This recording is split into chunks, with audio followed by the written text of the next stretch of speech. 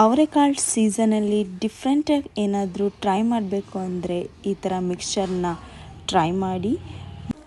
ಇದಕ್ಕೆ ಗಟ್ಟಿ ಅವಲಕ್ಕಿ, ಬೆಳ್ಳುಳ್ಳಿ, ಕೊಬ್ಬರಿ, ಕಡಲೆ, ಹಾಗೆ ಒಣಮೆಣಸಿನ್ಕಾಯಿ, ಹಾಗೆ ಒಂದು ಬೌಲ್ ಕರ್ಬೇವಿನ ಸೊಪ್ಪು, ಹಾಗೆ ಒಂದು ಬೌಲ್ ಕಡಲೆಕಾಳು. ಈಗ ಒಂದು ಪಾತ್ರೆಗೆ ಎಣ್ಣೆ ಕಾಯೋದಕ್ಕೆ ಇಟ್ಕೋಬೇಕು. ಇದು ಮೀಡಿಯಮ್ ಉರಿಯಲ್ಲಿಯೇ ಎಲ್ಲದನ್ನು ಹುರಿಬೇಕು. ಈಗ ಕಡಲೆಕಾಳು ಹಾಕ್ತಿದ್ದೀನಿ. ಇದನ್ನು ಕೂಡ ಅಷ್ಟೇ ಮೀಡಿಯಮ್ ಉರಿಯಲ್ಲಿಯೇ ಚೆನ್ನಾಗಿ ಎಲ್ಲದನ್ನು ಹುರ್ಕೋಬೇಕು. ನಾನು ಈಗ ಏನೇನು ಇಂಗ್ರೀಡಿಯೆಂಟ್ಸ್ ತೋರಿಸಿದ್ದೀನಿ ಎಲ್ಲದನ್ನು ನೋಡಿ. ಈ ಥರ ಕೆಂಪು ಬಣ್ಣ ಆಗಬೇಕು. ಈಗ ಕೊಬ್ಬರಿಯನ್ನು ಹುರ್ಕೊತಿದ್ದೀನಿ. ಕೊಬ್ಬರಿಯನ್ನು ಅಷ್ಟೇ ಚೆನ್ನಾಗಿ ಹುರ್ಕೋಬೇಕು. ಕೆಂಪು ಬಣ್ಣ ಬರಬೇಕು, ಆ ಥರ ರೀತಿ ಹುರ್ಕೋಬೇಕು.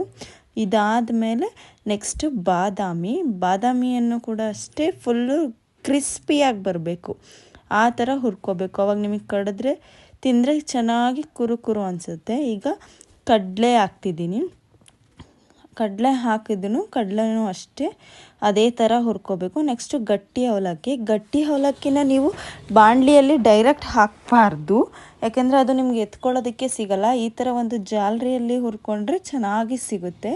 ನೆಕ್ಸ್ಟು ಒಣಮೆಣಸಿನ್ಕಾಯಿ, ಅದನ್ನು ಅಷ್ಟೇ ಇದೇ ಥರ ಹುರ್ಕೋಬೇಕು, ಯಾಕೆಂದರೆ ನಿಮಗೆ ಬೇಗ ಸಿಗುತ್ತೆ, ಇಲ್ಲಾಂದರೆ ಸೀದೋಗ್ಬಿಡುತ್ತೆ. ನೆಕ್ಸ್ಟು ಇದಕ್ಕೆ ಬೆಳ್ಳುಳ್ಳಿನೂ ಅಷ್ಟೇ ಇದೇ ಥರ ಪ್ರೊಸೀಜರ್. ಚಿಕ್ಕದು ಯಾವುದು ಐಟಮ್ಸ್ ಇದೆ ಎಲ್ಲದನ್ನು ಇದೇ ಥರ ಹುರ್ಕೋಬೇಕು. ನೆಕ್ಸ್ಟು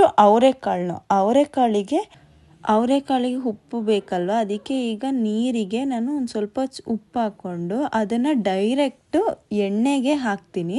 ಆವಾಗ ನಾವು ಬೇಯಿಸಿದಷ್ಟು ಅವರೆಕಾಳಿಗೆ ಉಪ್ಪು ಚೆನ್ನಾಗಿ ಹಿಡಿಯುತ್ತೆ, ಆವಾಗ ತಿನ್ನೋದಕ್ಕೂ ಕೂಡ ಟೇಸ್ಟ್ ಸಖತ್ತಾಗಿರುತ್ತೆ. ಈಗ ಇದನ್ನು ನೋಡಿ ಈ ಥರ ಕ್ರಿಸ್ಪಿಯಾಗಿ ಆಗಬೇಕು. ಅವರೆಕಾಳು ನೋಡಿ ಈಗ ನಾನು ತೋರಿಸ್ತಿದ್ದೀನಲ್ಲ ಇದೇ ಥರ ಆಗಬೇಕು. ಈ ಥರ ಆದರೆ ಮಾತ್ರ ನಿಮಗೆ ತಿನ್ನೋದಕ್ಕೆ ಚೆನ್ನಾಗಿರೋದು. ನೆಕ್ಸ್ಟು ಇದಕ್ಕೆ ಖಾರ ಮಾಡ್ಕೋತಿದ್ದೀನಿ, ಅಂದರೆ ಸೇವ್. ಈಗ ಒಂದು ಬಾಣಲೆಗೆ ನೀರು ಹಾಕೋತಿದ್ದೀನಿ, 2 ಬೌಲಷ್ಟು. 2 ಬೌಲ್ ನೀರು ಕಾದ ಮೇಲೆ ಅದಕ್ಕೆ ನಾವು 1 ಕಪ್ ರವೆನ ಆ್ಯಡ್ ಮಾಡ್ತಿದ್ದೀನಿ. ಅದ್ರ ಜೊತೆ ನೀವು ಈ ಥರ ಉಪ್ಪನ್ನು ಹಾಕ್ಕೋಬೇಕು, ಯಾಕಂದರೆ ಖಾರಕ್ಕೂ ಕೂಡ ನಿಮಗೆ ಉಪ್ಪು ಬೇಕಲ್ವ, ಅದಕ್ಕೆ. ಈಗ ನೋಡಿ ನಾನು ರವೆ ಹಾಕೋತಿದ್ದೀನಿ, 1 ಕಪ್ ರವೆ ಫುಲ್ಲು. ನೋಡಿ ಈಗ ರವೆನ ಚೆನ್ನಾಗಿ ತಿರುಗಿಸ್ಬೇಕು. ಒಂದು ಕೋಲಲ್ಲಿ ಚೆನ್ನಾಗಿ ತಿರುಗಿಸಿದ್ರೆ ಅದು ನಿಮಗೆ ಗಟ್ಟಿ ಆಗ್ತಾ ಹೋಗುತ್ತೆ.